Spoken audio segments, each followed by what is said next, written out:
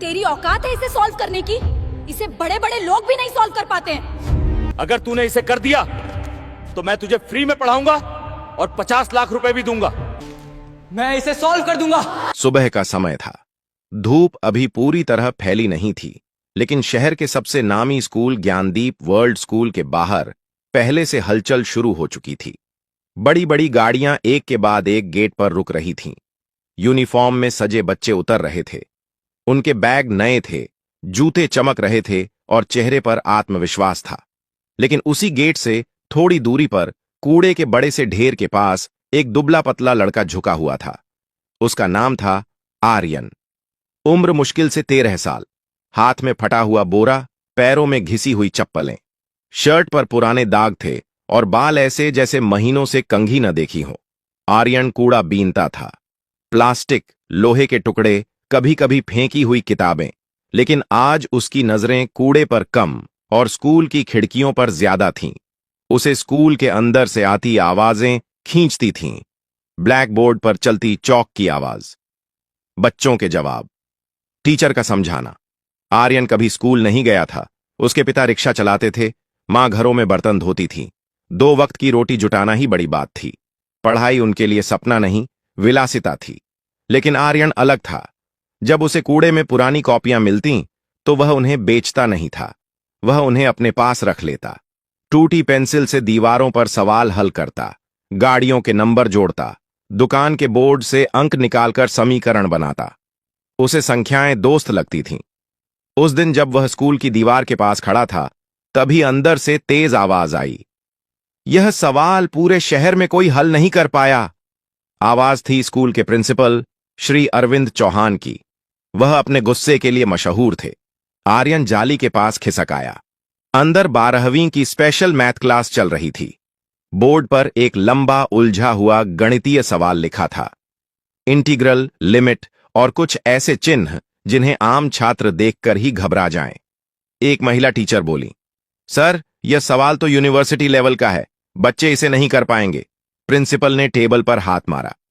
अगर यहां कोई जीनियस है तो आज साबित करे। जो इसे हल कर देगा उसे मैं 50 लाख रुपए दूंगा। क्लास में सन्नाटा छा गया। आर्यन की आंखें चमक उठीं। उसे पैसे की कीमत पता थी। 50 लाख मतलब उसकी पूरी बस्ती बदल सकती थी। लेकिन उससे भी ज्यादा उसके अंदर कुछ और जाग चुका था। वह सवाल उसे पुकार रहा था। उसने जाली कसकर पकड़ी। नंबर उसकी आंखों में उतर रहे थे। दिमाग तेजी से चलने लगा और उसी क्षण दीवार के इस पार खड़े एक कूड़ा बीनने वाले लड़के ने तय कर लिया कि वह इस सवाल को समझेगा, चाहे कुछ भी हो। क्लास के अंदर माहौल भारी था। बोर्ड पर लिखा सवाल किसी पहेली जैसा लग रहा था। अंकों की लंबी श्रृंखला, जटिल चिन्ह और नीचे मोटे अक्षरों में लिखा, सिद्ध करो कि यह समीकरण केवल शून्य पर संतुलित होता है। प्रिंसिपल अरविंद चौहान पूरे आत्मविश्वास से खड़े थे। उनकी आंखों में चुनौती थी। मैंने यह सवाल देश के बड़े बड़े प्रोफेसरों को भेजा है, उन्होंने ऊंची आवाज में कहा। अब तक कोई स्पष्ट समाधान नहीं आया। अगर इस स्कूल का कोई छात्र इसे हल कर दे तो मैं 50 लाख रुपए इनाम में दूंगा, नकद। क्लास में फुसफुसाहट शुरू हो गई। कुछ बच्चों की आंखों में लालच था, कुछ के चेहरे पर डर।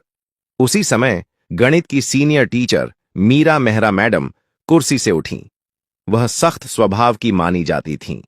उन्होंने हल्की मुस्कान के साथ कहा, सर, यह सवाल प्रतिभाशाली रिसर्च स्कॉलर्स के लिए है। हमारे बच्चे अभी उस स्तर पर नहीं हैं और बाहर खड़े किसी कूड़ा बीनने वाले को तो भूल ही जाइए। क्लास में कुछ बच्चे हंस पड़े। जाली के बाहर खड़ा आर्यन सब सुन रहा था। कूड़ा बीनने वाला, ये शब्द उसके कानों में गूंजने लगे। उसे चोट लगी, लेकिन गुस्सा नहीं आया। अजीब बात थी।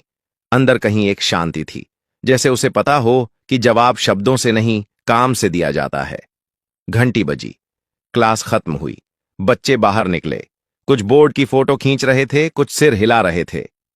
50 लाख तो दूर, यह सवाल समझ भी नहीं आ रहा, एक छात्र बोला। आर्यन धीरे से पीछे की तरफ चला गया। वह जानता था कि सामने से जाने पर गार्ड उसे भगा देगा। उसे स्कूल का पिछला टूटा गेट मालूम था। वहीं से वह कभी कभी खाली बोतलें उठा लेता था। उस दिन उसने कूड़ा बीनना जल्दी खत्म किया।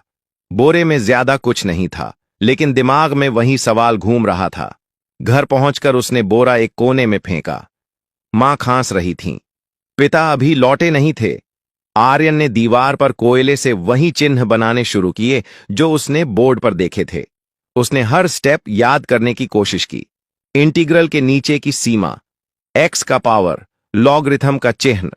वह आंखें बंद कर लेता और बोर्ड उसकी आंखों के सामने आ जाता। सिद्ध करो कि केवल शून्य पर संतुलन है, वह बुदबुदाया। अगर सब कुछ शून्य पर टिकता है तो शुरुआत भी वहीं से होगी। रात गहराती गई। बाहर शहर सो गया, लेकिन एक झुग्गी के भीतर एक कूड़ा बीनने वाला लड़का गणित से जूझ रहा था। उसे 50 लाख से ज्यादा अपनी इज्जत जीतनी थी। रात के करीब 12 बजे होंगे। झुग्गी बस्ती में सन्नाटा था। कहीं दूर कुत्तों के भौंकने की आवाज आ रही थी। आर्यन की आंखों में नींद नहीं थी। दीवार पर कोयले से लिखे समीकरण धुंधले हो चुके थे। उसने बार बार वही स्टेप दोहराया, लेकिन बीच में कुछ अटक रहा था। सीमा बदलनी होगी, उसने खुद से कहा। अचानक उसे याद आया, बोर्ड पर एक छोटा सा टर्म था जिसे बाकी बच्चों ने शायद नजरअंदाज किया होगा। वही कुंजी थी। उसका दिल तेज धड़कने लगा। वह उठ बैठा। उसे महसूस हुआ कि जवाब करीब है, बहुत करीब। लेकिन उसे असली बोर्ड देखना होगा, पूरा सवाल साफ अक्षरों में। उसने मां की तरफ देखा। वह सो रही थीं। पिता अभी तक लौटे नहीं थे। आर्यन धीरे से बाहर निकला और स्कूल की तरफ दौड़ पड़ा। ज्ञानदीप वर्ल्ड स्कूल की इमारत रात में और भी भव्य लग रही थी। ऊंची दीवारें, चमकता गेट और सामने सोता हुआ गार्ड। आर्यन चुपचाप पीछे की तरफ गया, जहां टूटी हुई जाली थी। वह वहां से अंदर घुस गया। उसके कदम हल्के थे, जैसे हवा में चल रहा हो। क्लासरूम की खिड़की आधी खुली थी। उसने अंदर झांका। अंधेरा था, लेकिन स्ट्रीट लाइट की हल्की रोशनी सीधे ब्लैकबोर्ड पर पड़ रही थी। वही सवाल, पूरा का पूरा। उसका दिल भर आया। वह अंदर कूद गया। कमरे में चौक की हल्की गंध थी। लकड़ी की बेंचें सजी थीं। सामने विशाल बोर्ड, जैसे किसी पहाड़ की चोटी। आर्यन धीरे से टीचर की टेबल तक गया। वहां एक छोटी चौक पड़ी थी। उसने उसे उठाया। पहली बार उसने असली ब्लैकबोर्ड पर चौक पकड़ी थी। उसके हाथ कांप रहे थे। अगर पकड़ा गया तो? एक पल को डर आया, लेकिन तुरंत दूसरा विचार आया। अगर नहीं किया तो? उसने बोर्ड के नीचे खाली जगह देखी और लिखना शुरू किया। पहला स्टेप, फिर दूसरा, फिर तीसरा। उसकी सांसें तेज थीं, लेकिन दिमाग शांत। जैसे जैसे वह आगे बढ़ा, सवाल खुलने लगा।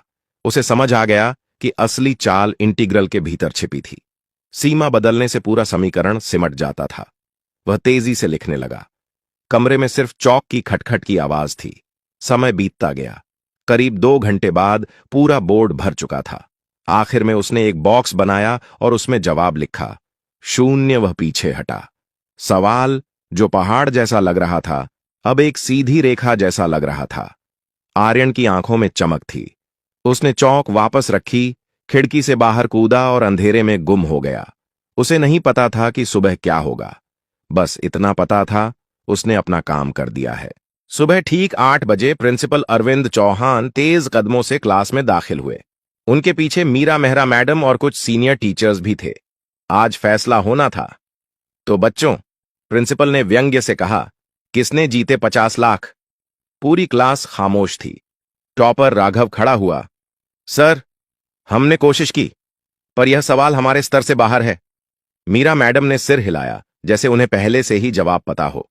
प्रिंसिपल बोर्ड की तरफ मुड़े और अगले ही पल उनके कदम रुक गए। पूरा बोर्ड भरा हुआ था, नीचे से ऊपर तक साफ, क्रमबद्ध स्टेप्स। हर परिवर्तन तार्किक, हर लाइन जुड़ी हुई। क्लास में हलचल मच गई। ये किसने किया? प्रिंसिपल धीरे धीरे आगे बढ़े। उन्होंने चश्मा ठीक किया। एक एक स्टेप पढ़ने लगे। उनका चेहरा बदल रहा था। यह तो... मीरा मैडम भी पास आ गईं। उन्होंने 5वां स्टेप पढ़ा, फिर 7वां, फिर 12वां। उनकी भौहें सिकुड़ गईं। सर, यह तरीका तो हमने कभी पढ़ाया ही नहीं। प्रिंसिपल ने गहरी सांस ली। लेकिन यह गलत भी नहीं है। उन्होंने आखिरी बॉक्स में लिखा हुआ शून्य देखा। कुछ सेकंड सन्नाटा रहा। फिर उन्होंने धीरे से कहा, यह समाधान सही है। क्लास में फुसफुसाहट तेज हो गई। किसने किया? प्रिंसिपल की आवाज अब सख्त थी। सच बताओ, यह मजाक नहीं है। सबने एक दूसरे को देखा। कोई आगे नहीं आया। तभी एक छात्र बोला, सर, कल जब हम निकले थे तब बोर्ड खाली था। मीरा मैडम ने तुरंत कहा, सर, यह जरूर किसी बाहरी ने किया है। हमारे बच्चों में इतनी समझ नहीं है, और अगर किसी ने रात में घुसकर बोर्ड खराब किया है तो यह सुरक्षा की बड़ी चूक है। प्रिंसिपल का चेहरा सख्त हो गया।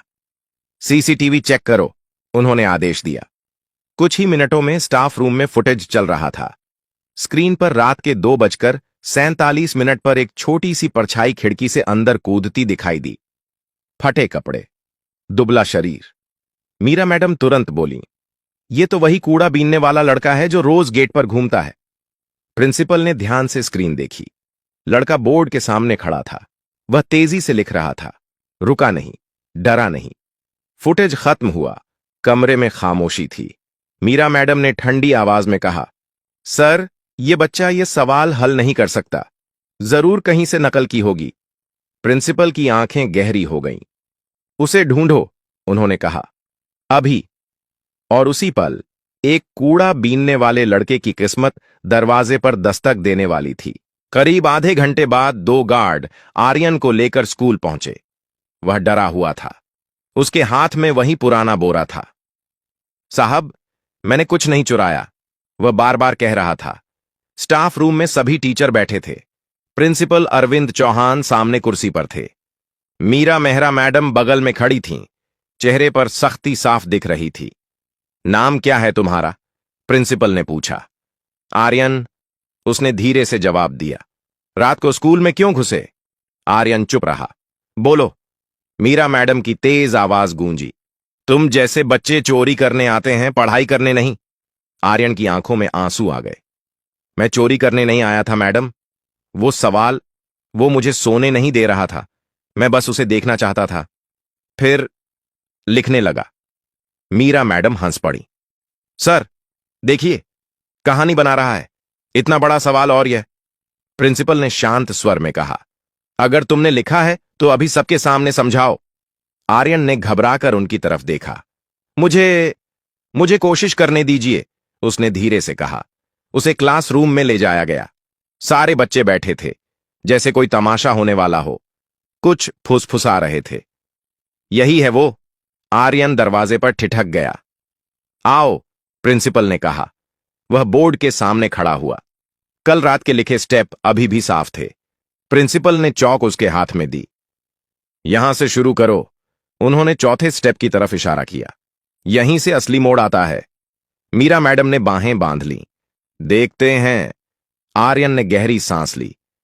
यहां इंटीग्रल की सीमा गलत दिशा में देखी गई थी, उसने धीमे स्वर में कहा। क्लास शांत हो गई। अगर हम x को नेगेटिव अनंत से पॉजिटिव अनंत की जगह शून्य के आसपास समेट दें तो अंदर का पूरा भाव सिमट जाता है। वह लिखता गया। उसकी आवाज अब कांप नहीं रही थी। फिर यह टर्म, यह खुद को काट देता है। और यहां, उसने अगला स्टेप लिखा। प्रिंसिपल की आंखें फैल गईं। मीरा मैडम का चेहरा सख्त से गंभीर हो गया। आर्यन ने आखिरी लाइन तक पहुंचकर कहा, इसलिए पूरा समीकरण अंत में संतुलित होकर शून्य देता है। चौक नीचे गिर गई। क्लास में सन्नाटा था। अब कोई नहीं हंस रहा था। चौक गिरने की हल्की सी आवाज पूरे कमरे में गूंज गई। आर्यन ने सिर झुका लिया। उसे लगा, अब कोई बोलेगा। गलत है। लेकिन कुछ नहीं हुआ।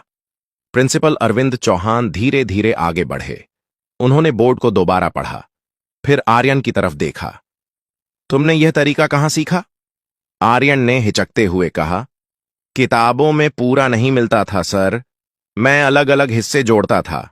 कभी पुरानी गाइड मिल जाती थी, कभी अखबार में पहेली, बाकी खुद सोचता था। मीरा मेहरा मैडम अब तक चुप थीं।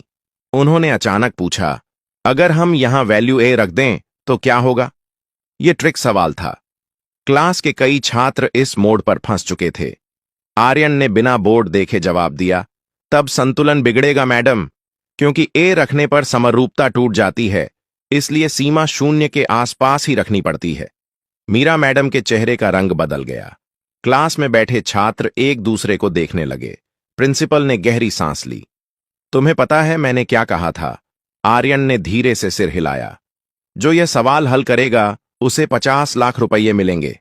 क्लास में हलचल हुई। मीरा मैडम तुरंत बोली, सर, 1 मिनट।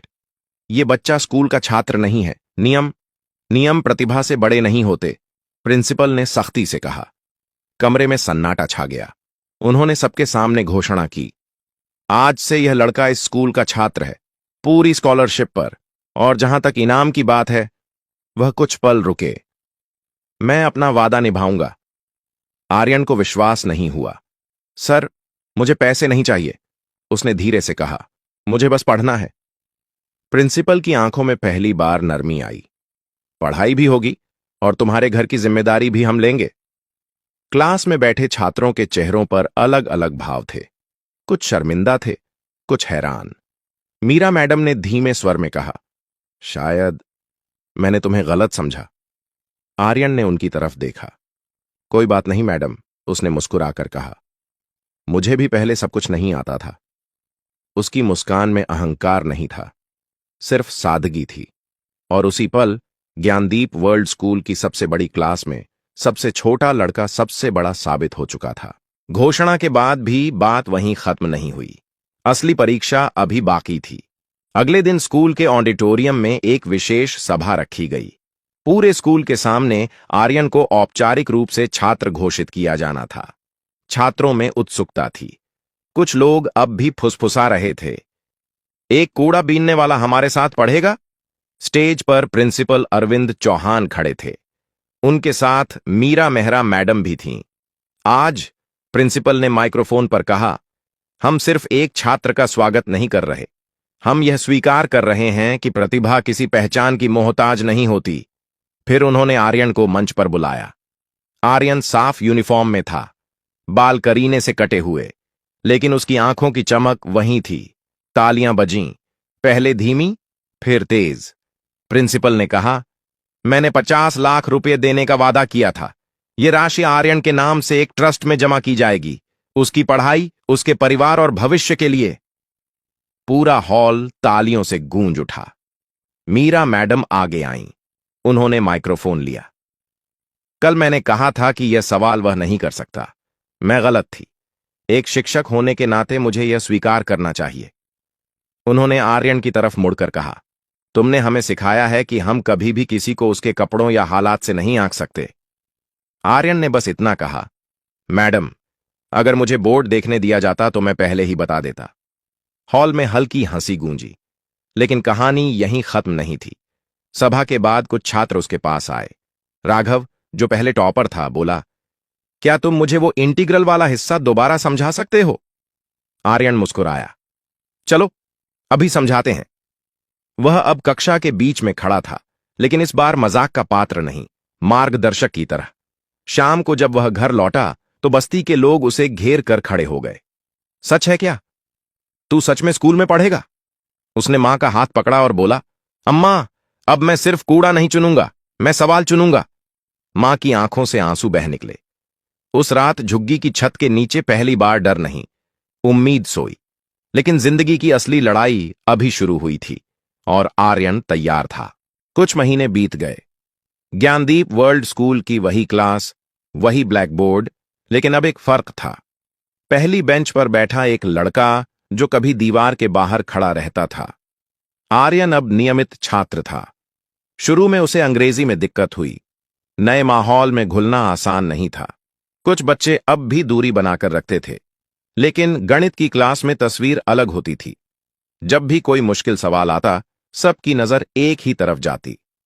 आर्यन, तुम ट्राई करोगे? और वह खड़ा हो जाता। एक दिन मीरा मेहरा मैडम ने पूरी क्लास से कहा, आज का सवाल आर्यन समझाएगा। यह वही मैडम थीं जिन्होंने कहा था कि वह नहीं कर सकता। आर्यन बोर्ड के सामने खड़ा हुआ। उसने सवाल हल किया, लेकिन इस बार उसने सिर्फ जवाब नहीं दिया, उसने हर स्टेप समझाया। अगर आप डरेंगे तो सवाल बड़ा लगेगा, उसने कहा। अगर उसे टुकड़ों में तोड़ेंगे तो वही आसान हो जाएगा। क्लास ध्यान से सुन रही थी। प्रिंसिपल अरविंद चौहान पीछे खड़े थे। उनके चेहरे पर संतोष था। कुछ ही समय में आर्यन ने राज्य स्तरीय गणित प्रतियोगिता जीती। अखबारों में खबर छपी, झुग्गी से निकला गणित का सितारा। लेकिन जब पत्रकार ने पूछा, तुम्हें 50 लाख मिलने पर कैसा लगा? आर्यन ने जवाब दिया, मुझे सबसे बड़ी दौलत स्कूल का वो बोर्ड मिला जिस पर मैं लिख सकता हूं। धीरे धीरे उसकी बस्ती के और बच्चों को भी स्कूल में दाखिला मिलने लगा। प्रिंसिपल ने एक नई पहल शुरू की, जरूरतमंद प्रतिभाशाली बच्चों के लिए विशेष स्कॉलरशिप। मीरा मैडम अक्सर कहती, हमें हर बच्चे में संभावना देखनी चाहिए, कमी नहीं। एक शाम आर्यन स्कूल की छत पर खड़ा था। सूरज डूब रहा था। उसे अपना पुराना बोरा याद आया जो उसने कूड़ेदान में फेंक दिया था। वह मुस्कुराया। गरीबी ने उसे रोका नहीं, लोगों के शब्द उसे तोड़ नहीं पाए। उसने समझ लिया था, असली अमीरी पैसे से नहीं आती, असली अमीरी दिमाग और हौसले से आती है। और उस दिन जब उसने फिर एक मुश्किल सवाल हल किया तो उसे 50 लाख से ज्यादा खुशी मिली, क्योंकि अब वह सिर्फ सवाल नहीं सुलझा रहा था, वह सोच बदल रहा था। और शायद यही किसी भी इंसान की सबसे बड़ी जीत होती है। अगर आपको यह कहानी दिल से छू गई हो तो इसे लाइक जरूर करें। ऐसी ही प्रेरणादायक कहानियां सुनने के लिए हमारे चैनल को सब्सक्राइब करें और बेल आइकन दबाना न भूलें। और हां, कमेंट में अपने शहर या गांव का नाम जरूर लिखें। देखते हैं हमारी कहानी किन किन जगहों तक पहुंची है। आपका एक छोटा सा कमेंट किसी और के लिए बड़ी प्रेरणा बन सकता है।